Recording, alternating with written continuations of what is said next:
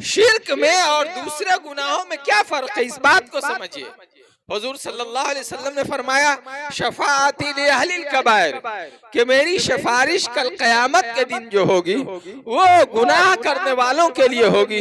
जो लोग बड़े बड़े गुनाह करने वाले होंगे, नबी अकरम सल्लल्लाहु अलैहि वसल्लम की सिफारिश से जन्नत के अंदर चले जाएंगे। आप सल्लल्लाहु अलैहि वसल्लम की सिफारिश कबूल होगी और हुजूर सल्लल्लाहु अलैहि वसल्लम की सिफारिश से जहन्नम से अल्लाह तबारक व तआला जहन्नमियों को निकालकर जन्नत के अंदर पहुंचा देंगे। राई के दाने के बराबर भी ईमान होगा तो अल्लाह तबारक व तआला एक न एक दिन जहन्नम से निकालकर जन्नत के अंदर जरूर पहुंचा देंगे। ये ईमान की खासियत है। लेकिन अगर ईमान नहीं होगा तो जन्नत में जाने का कोई सवाल ही पैदा नहीं होता। शिर्क क्या है, कितनी अहम तरीन गुनाह है ये।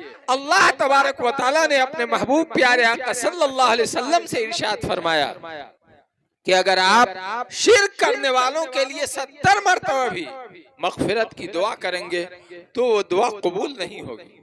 आम मौलवियों की बात छोड़ दीजिए, आज हमारी बस्तियों के अंदर हमारे मोहल्ले में जो उलमा है उनसे हमारा ताल्लुक तो इंतहाई कमजोर है।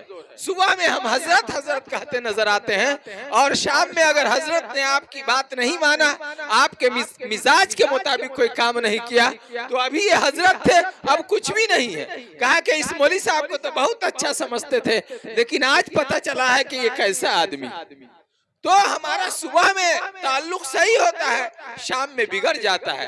आज हम किसी को अच्छा समझते हैं, कल उसको खराब समझने लगते हैं, तो इनकी दुआओं का क्या हाल होगा उसको तो हम खुद अंदाजा लगा सकते हैं।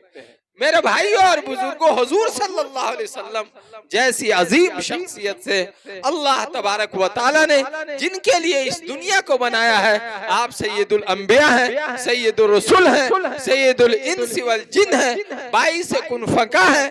अल्लाह तबारक व तआला के बाद बादस खुदा बुजुर्ग तुई, किस्सा मुख्तसर। अल्लाह के बाद अगर किसी का कोई मकाम है, कोई मर्तबा है तो प्यारे आका हज़रत मोहम्मद रसूलुल्लाह सल्लल्लाहु अलैहि वसल्लम का है। अल्लाह तबारक व तआला अपने इतने बड़े लाडले महबूब से फरमा रहे हैं कि शिर्क करने वालों के लिए आपकी भी दुआएं मग़फ़िरत कबूल नहीं होगी।